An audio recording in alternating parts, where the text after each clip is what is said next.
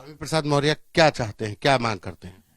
इस अंश को सरकार को संज्ञान लेते हुए जो आपत्तिजनक अंश है उसे बाहर करना चाहिए या इस पूरी पुस्तक को बैन कर देना चाहिए, जिससे कि बड़े पैमाने पर दलितों, आदिवासियों, पिछड़ों की भावनाएं आहत हो रही हैं।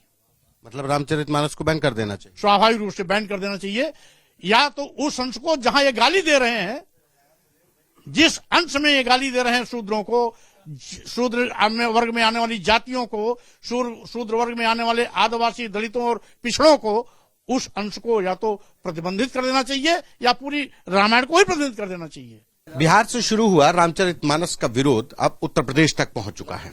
हमारे साथ बात करने के लिए समाजवादी पार्टी के सीनियर लीडर स्वामी प्रसाद मौर्य जी हैं। स्वामी प्रसाद जी, आपको भी रामचरितमानस को लेकर क्या आपत्तियां हैं? देखिए, सही बात तो ये है, धर्म कोई हो हम सबका सम्मान करते हैं, लेकिन धर्म के नाम पर अगर वर्ग विशेष, जाति विशेष को अपमानित करने के लिए कुछ कहा जाता है तो स्वाभाविक रूप से आपत्तिजनक है। रही बात, आपने तुलसीदास की लिखी रामायण का जिक्र किया, स्वाभाविक रूप से उसमें कुछ अंश ऐसे हैं जिसमें हमें पहले भी घोर आपत्ति था, कई बार मैं और भी इसको सार्वजनिक रूप से मंचों से भी कहा हूं, आज फिर कह रहा हूं कि किसी भी धर्म को किसी को भी गाली देने का अधिकार नहीं।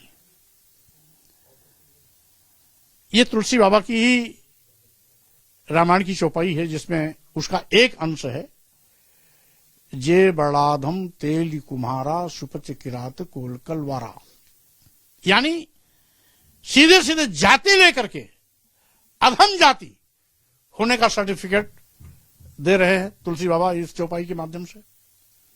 वहीं पर एक जगह ये भी लिखते हैं कि ढोल गमार सूद पशु नारी सकल ताड़ना के अधिकारी, यानी शूद्र का मतलब होता है सारे आदिवासी, सारे दलित, सारे पिछड़े,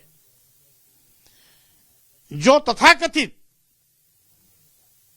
हिंदू धर्म की वर्ण व्यवस्था है, जिसका चौथा सोपान है शूद्र का, और उसी शूद्र में सभी दलित, सभी आदिवासी, सभी पिछड़े आते हैं, उनके लिए कहा गया है। और नारी को भी नहीं छोड़ा, किसी वर्ग की नारी हो, सामान्य वर्ग की भी नारी हो, उसको भी नहीं छोड़ा। कहते हैं ढोल गंवार सूद पशु नारी सकल ताड़ना के अधिकारी। और जब इस पर कोई आपत्ति करता है, क्यों लिखा ऐसा, तो धर्माचार्य ठेकेदार सफाई देने के लिए आ जाते हैं कि उनको हमने शिक्षा के लिए इशारा किया है। लेकिन जब बाबा तुलसीदास ने इस रामायण को लिखा तो यही धर्म के ठेकेदार उसमें कहते थे, नारी शूद्रो न धीयताम, स्त्री और शूद्रों को पढ़ने लिखने का अधिकार नहीं है। स्त्रियों को पढ़ने लिखने का अधिकार अंग्रेजों की हुकूमत में मिला। तथाकथित शूद्रों यानी scheduled caste, backward class, scheduled tribes को पढ़ने लिखने का अधिकार अंग्रेजों की हुकूमत में मिला। जब तुलसी बाबा ने रामायण लिखा तो उसमें तो अधिकार ही नहीं था, तब कहां शिक्षा देने की बात आ गई। और भी लिखते हैं कि ढोल गंवार सूद पशनारी सकल ताड़ना के अधिकारी, ये तो हो गया। अब आगे आइए, एक जगह लिखते हैं कि पूजे ही विप्र सकल गुणहीना, सकल गुणहीना यानी समस्त गुणों से हीन, लंपट हो, व्यभिचारी हो, दुराचारी हो, देशद्रोही हो, अनपढ़ हो, गंवार हो, फिर भी अगर ब्राह्मण है तो पूजिए। लेकिन पूजे ही न शूद्र गुण ज्ञान प्रवीणा, कितना भी ज्ञानी क्यों न हो, कितना भी विद्वान क्यों न हो, कितना भी ज्ञाता क्यों न हो, लेकिन शूद्र है तो उसका सम्मान मत करिए। क्या यही धर्म है? यही धर्म है? अगर यही धर्म है तो ऐसे धर्म को मैं नमस्कार करता हूं। क्या किया जाना चाहिए? इस ऐसे धर्म से हम, ऐसे धर्म का सत्यानाश हो जो हमारा सत्यानाश चाहता है। और जब इनके किसी बात पर टिप्पणी करिए तो चंद मुट्ठी भर धर्म के ठेकेदार जिनकी इस पर रोजी रोटी चलती है, वो कहते हैं हिंदू भावना आहत हो रही है। हम पूछना चाहते हैं धर्म के ठेकेदारों से, क्या जिसको आप शूद्र कह रहे हो, शूद्र वर्ग में आने वाले आदिवासी हिंदू नहीं है क्या? दलित हिंदू नहीं है क्या? पिछड़े वर्ग के लोग हिंदू नहीं है क्या? अगर आदिवासी हिंदू है, दलित हिंदू है, पिछड़े हिंदू हैं, सब मिलकर आप 85-86% हो गए, जब 85-86% हिंदुओं को गाली दे करके मुट्ठी भर 5% हिंदुओं के भावना की बात करते हो, 85% हिंदुओं को गाली दोगे, 5% हिंदुओं की भावना की चिंता करोगे। इसलिए दो बात नहीं चलेगी। अगर हिंदू सम्मान की बात है तो उसमें दलित भी है, उसमें आदिवासी भी है, उसमें पिछड़ा भी है। केवल 5% धर्माचार हिंदू नहीं है, बल्कि उस वर्ग में आने वाले सभी हिंदू हैं।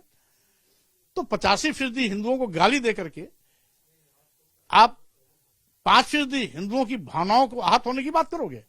85% हिंदुओं की आप गाली दे करके उनकी भावना आहत कर रहे हो, वो आहत नहीं हो रहे हैं। लेकिन तुलसीदास की रामायण करोड़ों हिंदुओं की आस्था का एक ग्रंथ है, वो घरों में मानस पाठ होता है उसका। तो आपको नहीं लगता कि इससे वो जो हिंदू है वो नाराज हो जाएंगे आपसे? मैं कोई करोड़ों लोग इसको नहीं पढ़ते, सब बकवास है। ये तुलसीदास ने अपनी प्रसन्नता, अपनी खुशी के लिए लिखा है। स्वांतः सुखाय तुलसी रघुनाथ गाथा, भाषा निबंध आदि करके इसकी रचना की है। तो जब स्वांतः सुखाय तुलसीदास ने इस भाषा को लिखा है तो कैसे ये धर्म हो गया? और धर्म हो, हम उसका स्वागत करते हैं, लेकिन धर्म के नाम पर गाली क्यों? दलितों को, आदिवासियों को, पिछड़ों को जाति लेकर के नाम, शूद्र कह करके क्यों गाली दे रहे हैं? क्या गाली देना धर्म है? क्या गाली देना धर्म है? हम करें, अगर आप हमें गाली दे रहे हो तो हम आपको गाली दें, तो वो क्या धर्म माना जाएगा? जब हमको आप गाली दे रहे हो वो धर्म नहीं हो सकता, तो दूसरों को भी गाली देना धर्म नहीं हो सकता। गाली धर्म हो ही नहीं सकता। जिसमें मानवता आहत हो वो धर्म नहीं हो सकता। तो स्वामी प्रसाद मौर्य क्या चाहते हैं, क्या मांग करते हैं? इस अंश को सरकार को संज्ञान लेते हुए जो आपत्तिजनक अंश है उसे बाहर करना चाहिए, या इस पूरी पुस्तक को बैन कर देना चाहिए, जिससे कि बड़े पैमाने पर दलितों, आदिवासियों, पिछड़ों की भावनाएं आहत हो रही हैं। मतलब रामचरितमानस को बैन कर देना चाहिए? स्वाभाविक रूप से बैन कर देना चाहिए, या तो उस अंश को जहां ये गाली दे रहे हैं, जिस अंश में ये गाली दे रहे हैं शूद्रों को, शूद्र वर्ग में आने वाली जातियों को, शूद्र वर्ग में आने वाले आदिवासी, दलितों और पिछड़ों को, उस अंश को या तो प्रतिबंधित कर देना चाहिए या पूरी रामायण को ही प्रतिबंधित कर देना चाहिए।